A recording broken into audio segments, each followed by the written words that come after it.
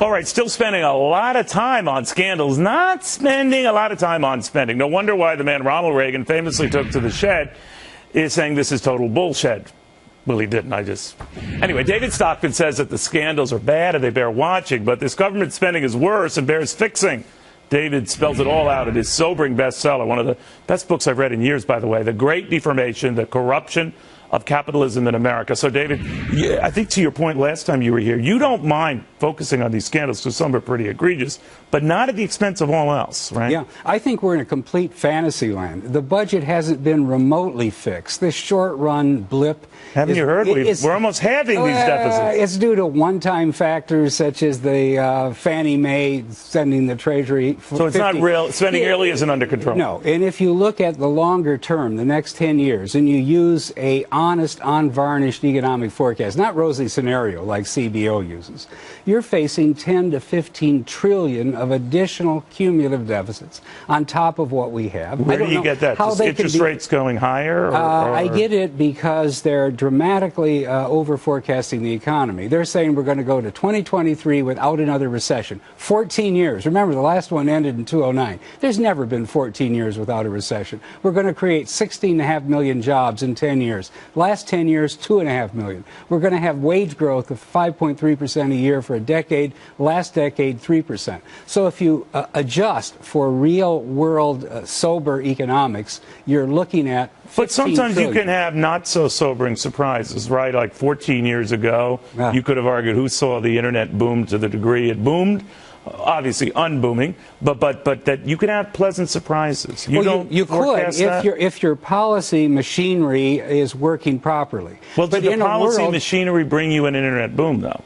It just happened. It happened as a technological development, and it was a great thing. But that's my point, Dave. Do you think something like that could be a pleasant surprise on which we're not planning or counting? Yeah, but if the policy machinery is so out of control, and the Fed clearly is, we've now had a decade practically of zero interest rates. The Fed is massively intervening. Well, now they're hinting that maybe we find out as soon as this week they're going to start. Yeah, and look at the what if they do, by the way? What if they do? Well, they ought to. They ought to stop right now, but the market is totally hooked on this monetary heroin, as I call it. Even a hint that they're going to begin to taper back or reduce the $85 billion a month produces a hissy fit. So they should resist the hissy fit. Of course. Know that there's going to be a hissy fit and move on. Yes, and that's what they've been unwilling to do ever since Greenspan basically punted in 1998 at the time of the long-term capital crisis. Could I ask you this? Time after time, though, they've been doing the same thing. I'm sorry, David. How much higher do you think interest rates would be if the Federal Reserve didn't do any of this nonsense? See, my point is I don't think that rates would be that much higher. So we're afraid of a boogeyman that might not be that. No, I disagree with you. Really? I think that there is no savings in this economy. The savings rate how high would is rates 2.5%. I think they easily could be 300 basis points, 400 basis points higher. Well, but my point is, as onerous as that is, that's not bad in the scheme of things. What you remember in the early 80s. No, my point, I'm not. Yeah, I agree. Forgiving you. I'm saying, look, for someone like who he and his wife got their first house for 13% mortgage, and at the time that seemed great. That backing up 3 or 4%, however awful that is, and I don't dismiss it, it's not nearly as bad as it was. Well, that's true, but that was 15, 20 years ago. Today, the whole market is priced off interest rates that are utterly unrealistic. So any jolt would be jolting. Well, look at the housing market. We got a little tepid recovery here when they drove the 30-year mortgage rate down to 3.2%. Well, obviously it's still continuing. No, I think it's what you have is a mini bubble in the housing markets. So you don't buy this housing recovery? No, I don't think it's a real recovery at all. The big recovery. So you don't buy real estate? The big no, I don't buy it. The big you rent? You just don't?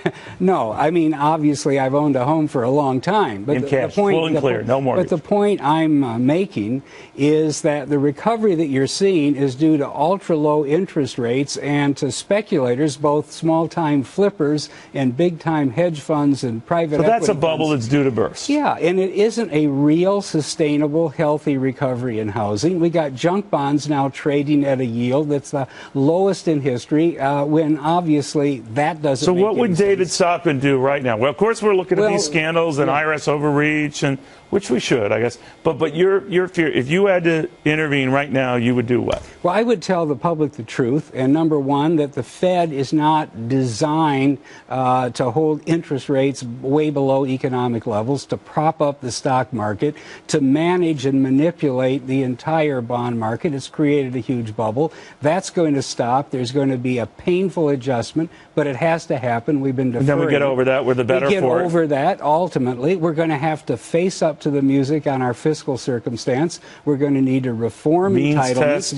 Means test a lot of things. Social Security. We're going to have to raise a new source of revenue by taxing consumption. But that will slow down the very economy you're talking about. Of course, it should slow down the economy in the short run. Then how's that going to help?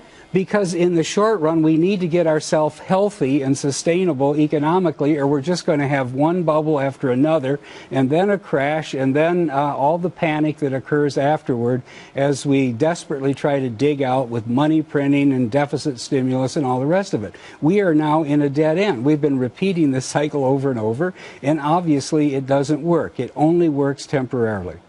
Well, David Stockman, thank you, I think. Okay. All right, he makes you think. No matter what side you're on. Meanwhile, get ready.